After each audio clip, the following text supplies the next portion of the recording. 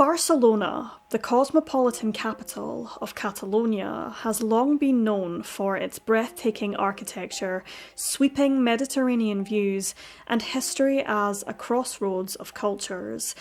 Its grand railway stations, particularly Estació de França, have welcomed travellers for over a century.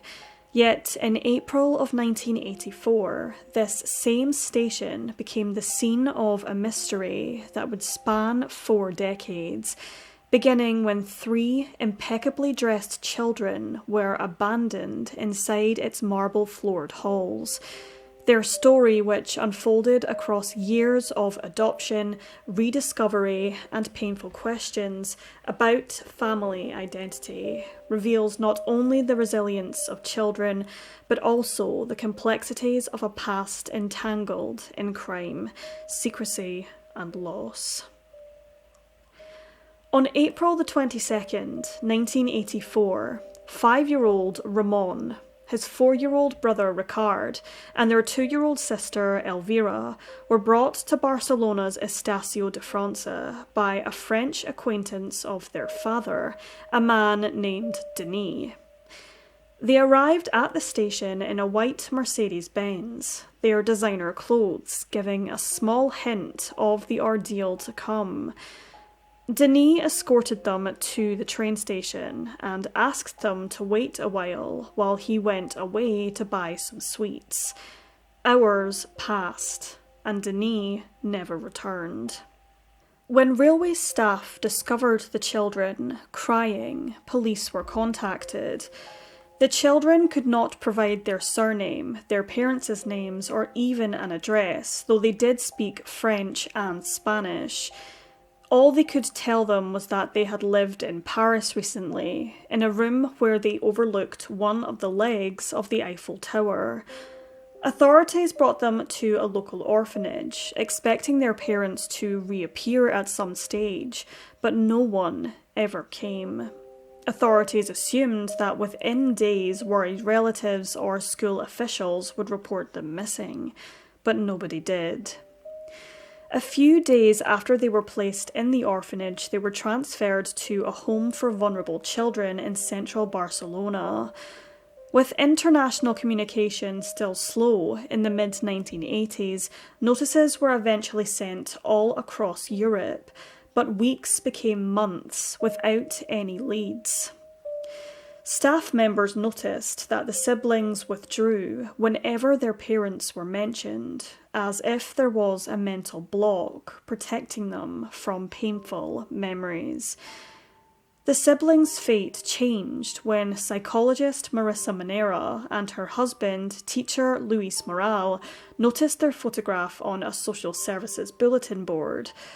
Already experienced foster parents, they offered the children a temporary home.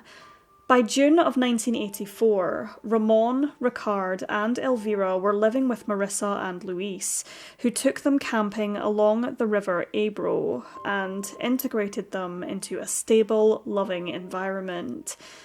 Despite their traumatic and unknown beginnings, the children seemed to adapt quickly. They recalled snippets of their earlier life, their father's flashy cars, a black Porsche, a grey-green Jaguar, and the white Mercedes-Benz, their trips across Europe, and a grandmother figure who always insisted they drink milk. In 1986, Marissa and Luis officially adopted the 3 siblings, giving them the surnames of Moral Manera. What had begun as a tragedy turned into an unexpected blessing. Elvira later said, "We won the jackpot."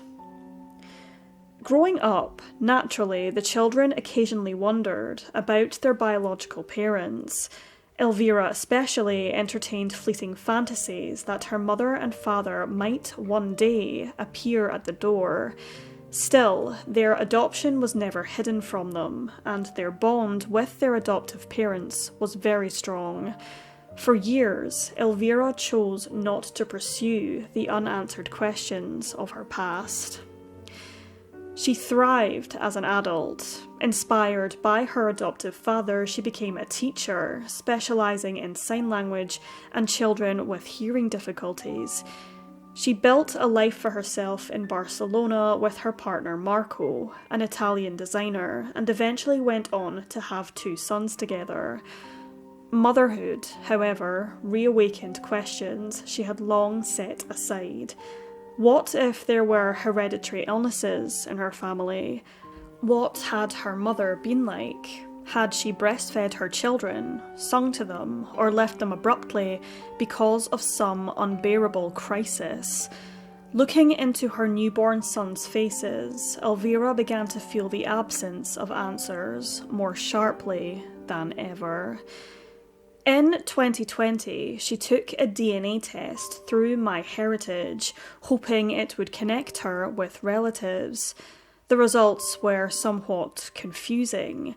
Weak links to individuals in France, but far stronger connections in southern Spain.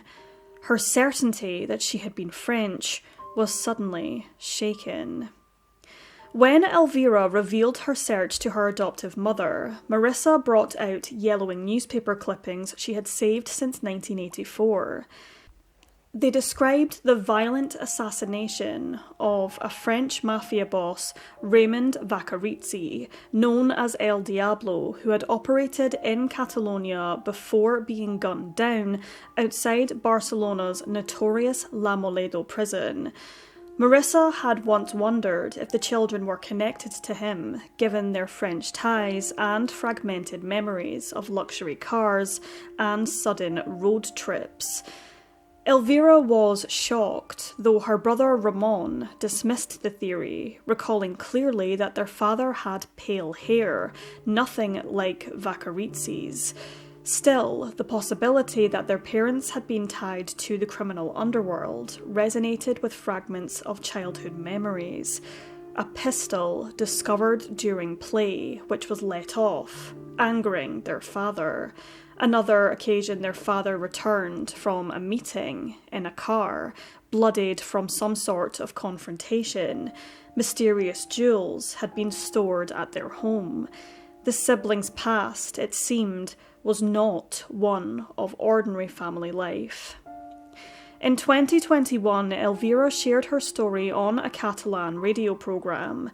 Initially hesitant and even embarrassed, she soon realised the broadcast had reached over 150,000 listeners.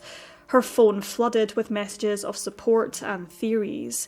Volunteers created online groups to help her in her search, and amateur genealogists began combing records. One of them, Carmen Pastor, a French-speaking criminology enthusiast, examined Elvira's DNA results and made connections with distant relatives. Within months, Carmen uncovered a potential family connection in Madrid. A video call soon followed, during which Elvira saw photographs of herself and her brothers as young children, images her newfound cousins and aunts had preserved for nearly 40 years. The revelation was overwhelming. Her parents were not French, but Spaniards named Ramon Martos Sanchez and Rosario Cuetos Cruz. The discovery marked a turning point. Elvira, Ramon and Ricard learned that their father had grown up in Seville, in a poor but lively family, while their mother came from Madrid. Both came from a marginalised community known as marcheros, similar to nomads and travellers.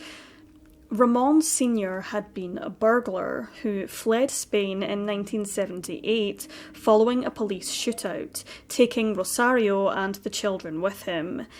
They lived across France, Belgium, Switzerland and Spain, never settling for very long. Records confirmed that Ramon Jr. was born near Paris in June of 1978, suggesting the family arrived there in 1977 or in early 1978. Their 35-year-old father had notably been charming, daring and reckless, a small-time criminal who graduated to jewel theft and counterfeiting money in France. Their 34-year-old mother, strikingly beautiful, was remembered as deeply loving, but also tough and volatile. While deeply devoted to her children, she was remembered as stern and seldom laughing. The family recalled her as toughened by life of instability and constant fear of arrest.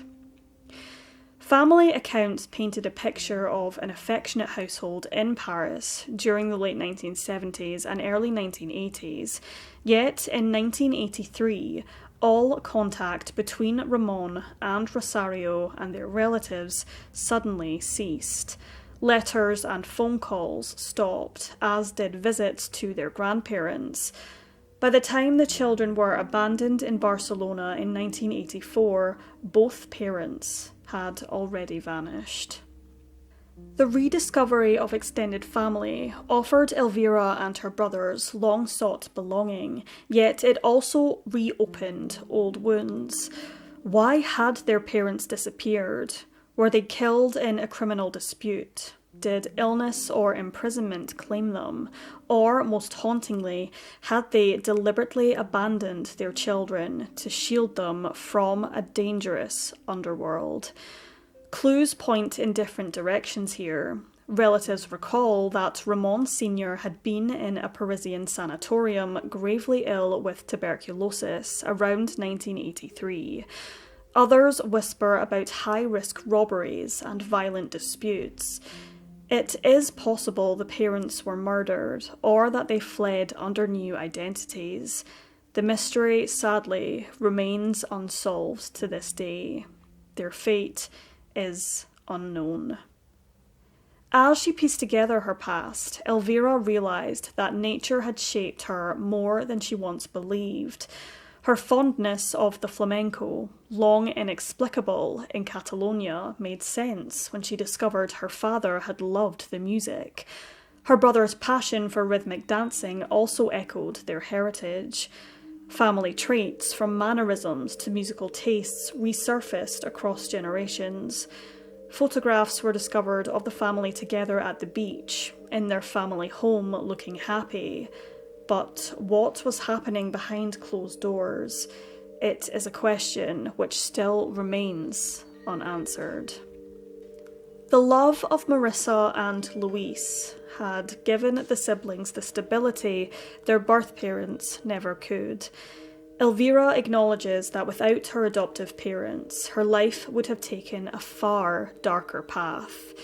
She now feels the privilege of having two families, the one that raised her and the one that gave her life. Today, Elvira continues her search with cautious determination. Volunteers, genealogists, and even former gang members have offered fragments of information, though many turn out to be false leads, sadly. Police files remain closed, but forensic experts and family advocates believe access may eventually be granted. The questions that haunt Elvira are not only factual, but deeply personal. She longs to ask her mother about her birth, to understand what drove her parents to vanish. Were they protecting their children, running from enemies, or victims of their own choices?